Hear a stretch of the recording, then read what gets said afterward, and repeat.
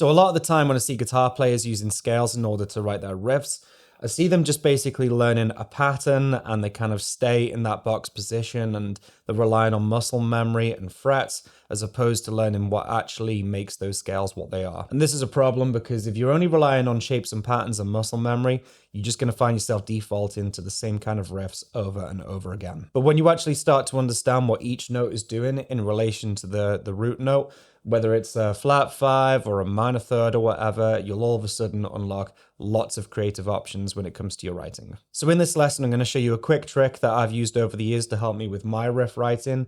And it'll help you out of just thinking in terms of scales when you're playing, and it'll give you a little bit more know-how and a little bit more conviction in your note choice. And this is a trick that I've used many a time over the years. It's kind of my go-to at this point. It helps me learn songs more quickly and efficiently, and it just makes my riff sound a little bit more creative and intentional. So today I want to teach you guys to do exactly the same thing. So like I said, when people generally start learning scales, they just learn sort of like the patterns, the frets, and the muscle memory, and maybe they'll even learn how to move them to different keys and stuff like that by starting on a different root note. But again, it's just learning frets and patterns. You're not learning the ingredients, that make those scales what they are and what makes them sound, how they sound basically. And then usually what would happen for me as well is once we learn these set of rules that music is made up of, we'll learn the scale pattern, and we'll even find a song, that utilizes that scale pattern. And then there'll be a note that's outside of the scale thrown in there, and it'll confuse you. And you go, well, hang on a minute, this song uses this scale, but however, that note doesn't belong in that scale. So where on earth have they got that from? And it just sets a bunch of rules that can become quite limiting. And then it'll just confuse you basically when other artists are using the outline of them and then they're throwing these extra notes in, and you don't quite know how to put them in yourself. And you can go down the whole rabbit hole as well of learning all these different scales with their wonderful names, your Phrygian dominants, your Lydians, your Mixolydians, and all that sort of stuff, which is very important. If you want to become a well-rounded guitar player, don't write that idea off. But when you learn those scales, learn the ingredients that make them what they are. And it's also interesting to me because, it can cause certain types of guitar players to write certain intervals or scales off. So for instance, if we talked about the major scale, and if we have a look at that one,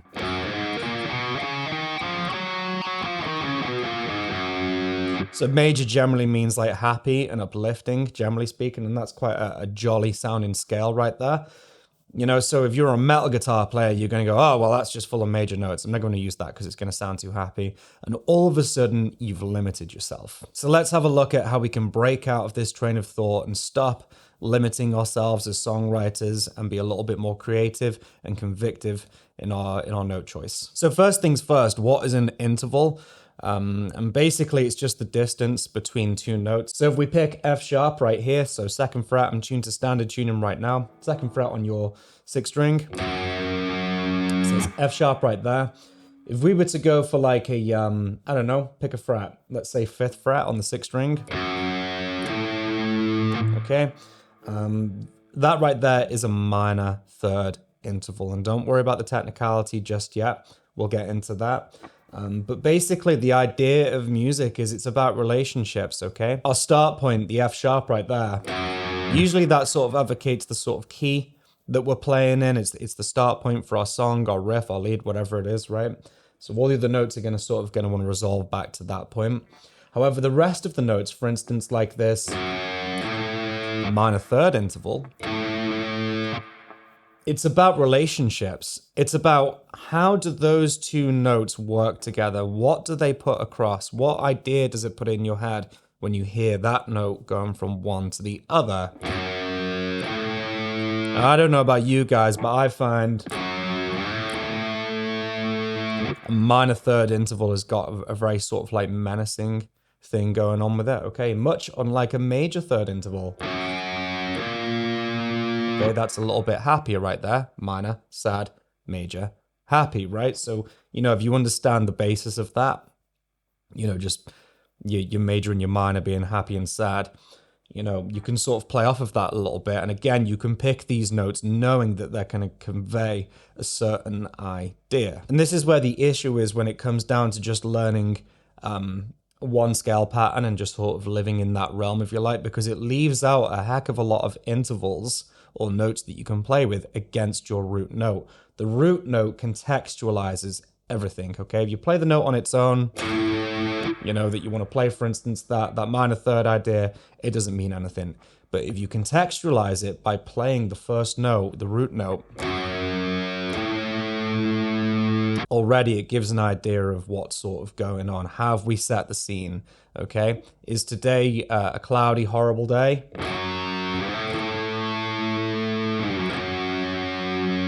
You know, yes it is, so we're going to do a minor third because it's ominous, it's foreboding, okay? So here's where the issue is when it comes down to just learning one scale pattern, is it eliminates the rest of the intervals or notes that you could be playing against that root note, okay?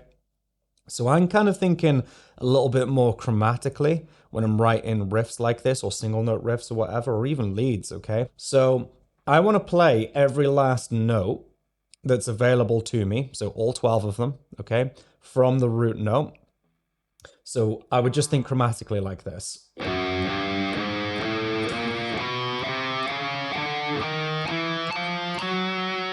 Okay, and that sounds like a load of nonsense at that point. Bear with me, okay? So let's go through it again. Let's just make sure we've got 12 individual notes there to start with, okay? So you got 1, 2, 3, 4, 5, 6, 7, 8, 9, 10, 11, 12. Octave. All right, so now we've got 12 notes to play with. And again, it's very important not to just learn that as a pattern, okay? You can gloss over certain notes, you know, and that's sort of like, I guess, where the scales come from, because it's all sort of chromatic and then you're just taking certain notes out of it in order to get a 7-note scale or whatever. But when you're going through that exercise, if you like, it's very important to name each one of them. And if you name each one of those notes, each one of them becomes like an ingredient in your meal, okay? So think of the root note as the base sauce for your meal, okay? And then the rest of the intervals or notes are ingredients that are going to complement that meal, okay? So for instance, again, with a minor third idea, here's my baseline meal. Here's an ingredient that I've chucked into it because I know that's going to do a certain thing to that meal. And like with all things, I guess as soon as you put a name on something, it helps you remember it. So let's go ahead and name each one of the intervals now, okay? So we've got our 2nd fret of sharp, that's our root note. That's where everything's going to sort of pedal off of. That's where everything's going to resolve back to. And that's what's going to contextualize the rest of the notes we're going to play when we clash them against it, all right? So you've got your root, you've got your minor 2nd, you've got your major 2nd, minor 3rd, and then major 3rd, okay? Then moving over onto the 5th string, you have your perfect 4th, your flat 5, your perfect 5th, your minor 6, okay? Then what we're going to do is we're going to move on to the 4th string. There's your major 6, minor 7, major 7, octave, okay? So what I would do is when I'm running that exercise, I would name each one of those notes as I do it, okay?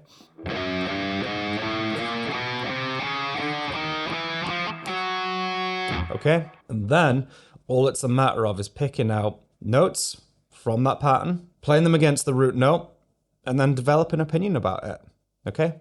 So for instance, let's, I don't know, let's pick the flat 5 from earlier, okay? So we're going with metal.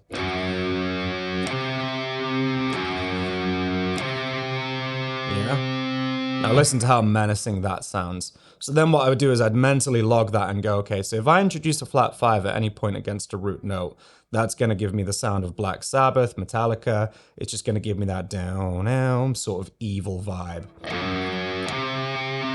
Okay, and how many Metallica riffs have you learned, you know, that use that, you know, that modulation right there, or pick a heavy metal artist, and that's because they know that interval gets a certain point across, you know what I mean? They're using it like a tool in their box. So develop an opinion about each one of them. Let's try another one.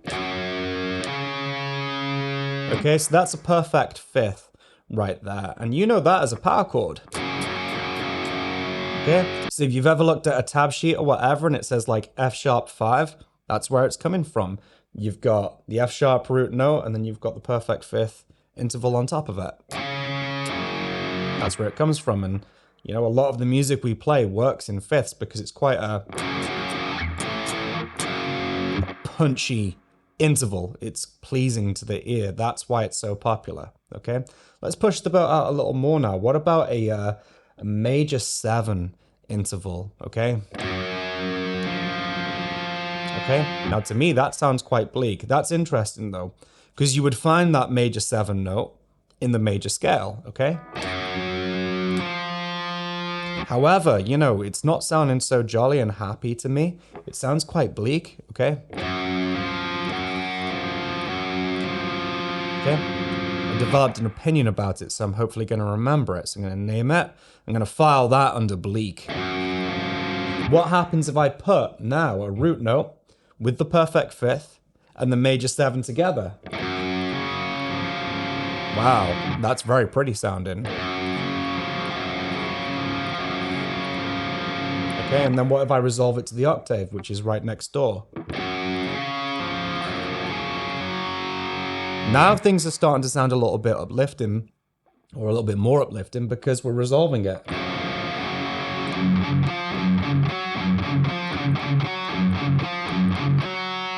Okay, so I'm going to file that under kind of sounds bleak on its own with the root, but with the fifth, you know, it sounds quite happy, you know, quite emotional, if you like. What if we play a major 3rd interval with the F sharp? Okay. Well, that's a doorbell. Ding dong. Okay. So I'm assuming whoever invented the doorbell and, you know, they were coming up with a tone or a set of notes for it. They tried to pick the most pleasing sounding interval, the most friendly sounding one. So it's like, you know, it's like, oh, that's the door. You're going to want to get it. You know what I mean? If they did flat 5 to the root, it's like, goodness me, don't get that. That's like Satan at your doorstep. Do you know what I mean? Again, it's music, it's emotion. Each one of those is a color in your palette. And it puts a certain point across, okay? So let's keep going. Let's pick another interval. What do I like? I like the minor 6. Because it sounds quite dark. Okay, so if somebody said, you know, put the idea of danger, okay? So I think a minor 3rd interval is quite dark and foreboding, but I think the idea of danger as an emotion, my brain automatically goes minor 6. It's got a point of tension, okay? It's like, oh, that's dangerous. So it's like, how does that sound if I bring it back down to the perfect fifth next door? You've basically got Crazy Train. That's the building blocks for that riff right there. Randy Rhoads must have known that minor 6 interval, when you go into the fifth and there's a lot of pedaling in that riff, he knew that it gave this sort of dangerous sort of vibe, so he utilized it. And a little bit like I was doing earlier, this is a great idea to sort of build chords as well, you know? So for instance, if we took the root, and maybe if we put that major 7 back in, okay, sounds quite peaceful, but it's quite bleak. What happens if we put the major 3rd in there as well? Well, that to me is like the intro to a Killswitch Engage song.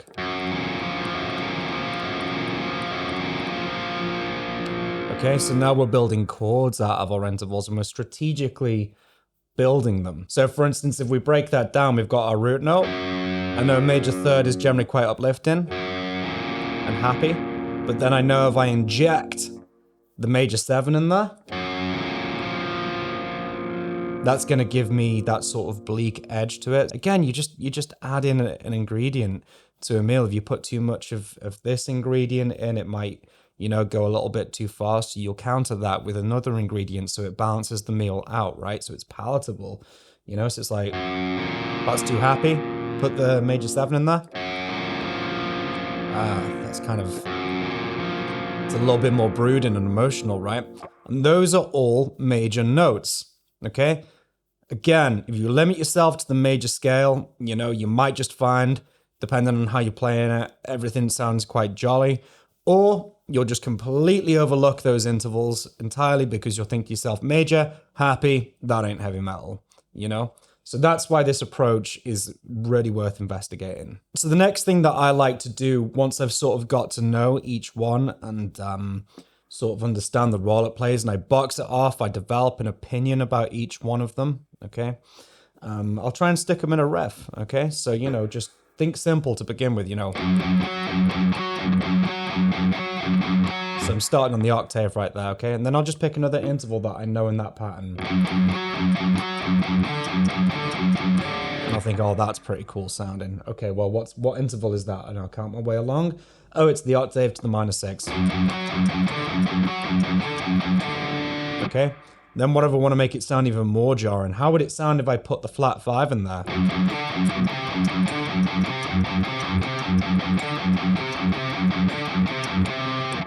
You know, that's already sounding quite dark to me. Again, I'm just experimenting. I'm using these paints, if you like.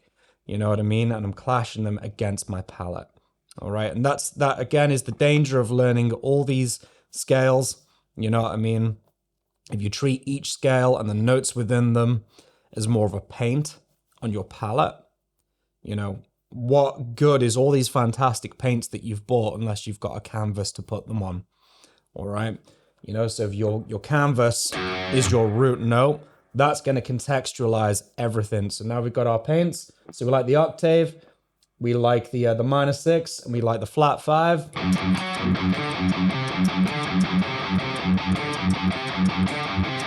You know what I mean? I'm just riffing here.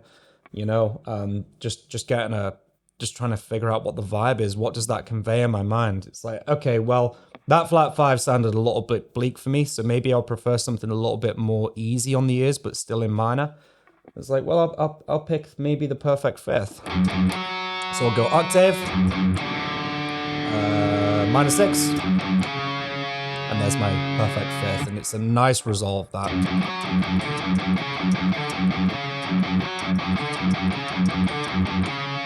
Again, think of the stereotype. That sounded a little bit more metalcore to me. So it's like, okay, what's the building blocks for metalcore music? Well, they must like those minor 6 notes because I'm hearing a lot of them, and they definitely love those 5ths as well. Again, thinking about stereotypes, you know, if somebody says to me like a band like Machine Head, my brain automatically goes to minor 2nd to minor 3rd from the root. Okay, what do I mean by that? Well, here's our root. Okay, a minor 2nd is very, very dark sounding, okay?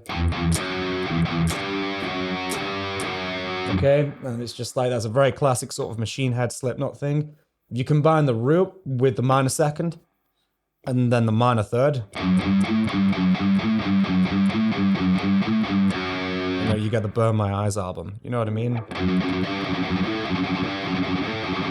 And if you think about that da-na, okay, that we've heard right the way through heavy metal, Machine Head, Slipknot, Metallica, okay? Think about what I said about everything's portraying an emotion, okay? Well, think about the film Jaws, right? When Steven Spielberg, you know, spoke to John Williams and said, well, I've got this idea for a film, you know, and there's a shark, and he's a bit of a menace, and he's out there to ruin everybody's day. You know, and it's that feeling of something is underneath you. John Williams must have been thinking, right, okay, how can I portray with music the most unnerving sound as possible? What's the most unnerving interval? So he's thinking root to minor 2nd. You know what I mean? You know what I mean? And when you look at it like that, it's like, oh yeah, it is. That's the relationship between those two notes. So again, like I said in the beginning, when you're looking to write riffs with more purpose and conviction, if you know this stuff, you're going to know where to go in your toolbox, and which ones to get out in order to convey that idea. This is a thing that I generally do in the morning just to sort of test myself. You know, I'll come up with a riff.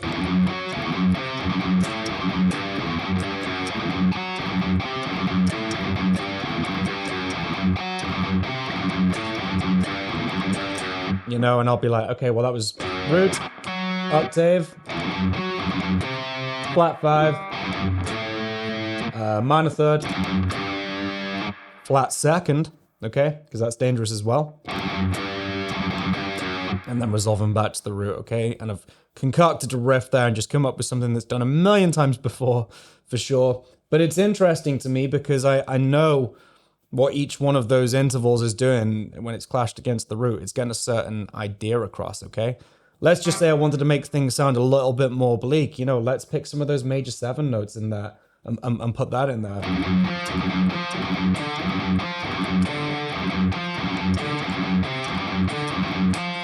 That's like Devin Townsend territory to me. It's fresh, it's interesting. It's like, whoa, that's jarring. Okay, it might take you a little while to get your ear in, but it's different, okay? And rather than going, okay, well, there's my minor natural scale, and those are the notes that I can play with because I've remembered the frets, you know, you're missing out on a whole load of other intervals or ingredients that you can play with. You know, right there. So root to major 7, root to minor 6. Whoa, listen to that. Root to flat 5, and then maybe the minor second on the end.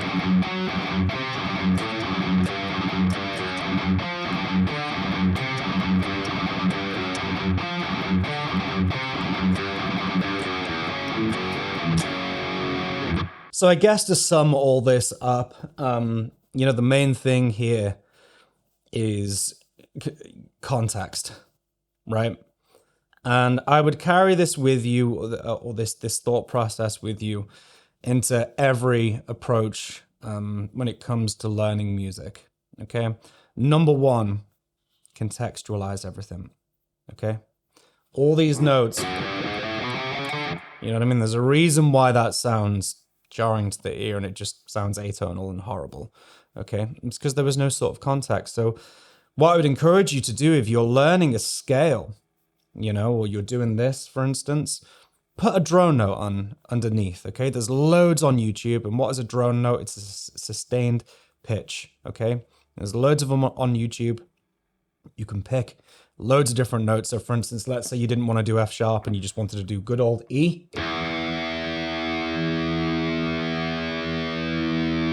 If you go onto YouTube and type in E drone note, you know, there'll be something on there that just sustains that E, okay? And it's basically your backing track, and you'll be able to listen to, you know, how does a major third, you know, clash against that root note? How does a perfect 4th clash against it? What role does it play?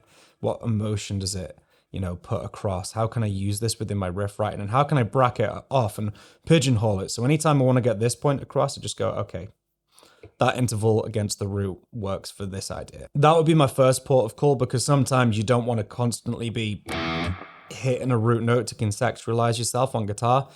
You want a little bit more freedom to move up and down the fretboard, so it's a bit annoying to be locked in one place. So if you want that freedom, just go find a drone note on YouTube. There's loads of them. Put that on, find your start point, and then name your intervals, okay? You can do it through this chromatic idea that we've done today, okay? All 12 notes from F sharp or wherever, all the way up, okay? Name every last one. But any scale that you learn in the future, do the same thing. What is a scale made up of, okay? Modes, for instance, there's loads of them, right? And it gets pretty, you know, it gets pretty daunting, okay? But if you learn the ingredients that make up that particular mode, you can use that mode to get a certain point across. Again, it's ingredients, it's paints. Yeah, it's like, okay, well, the Phrygian mode's got that flat second in it, so I know that that's going to give me that. That's going to give me that machine head vibe. So don't just learn a scale, don't just learn fret patterns, okay? Learn the ingredients that make each scale what it is, and your riffs will have more meaning, more creativity, and more conviction, basically, which I guess, which is what music is all about, because it's an extension of ourselves, and it's about, you know, saying what you want to say through your instrument of choice. I really hope you've enjoyed this lesson video today. If you want to see more of this kind of thing, just let me know down below. If you want to support this channel, be sure to check out my Patreon page, as there's loads of guitar lessons which are similar to what we've done today on there. There's also a content creators course on there, so if you want to start making reels or videos like this yourself, there's like over 2 hours of information on there, and I break down how I go about doing it. And lastly, my Bullet for My Valentine Guitar Lesson Library is on there. So if you want to learn some Bullet for My Valentine songs where the lessons are as accurate as I can get them and as in-depth as I can possibly get them, just head over to my Patreon page, and all the links to what I do are in the description for you guys. Once again, I really hope you guys enjoyed this lesson. I hope you learned something, and until next time, I will see you on the next one. Take care, guys. Peace.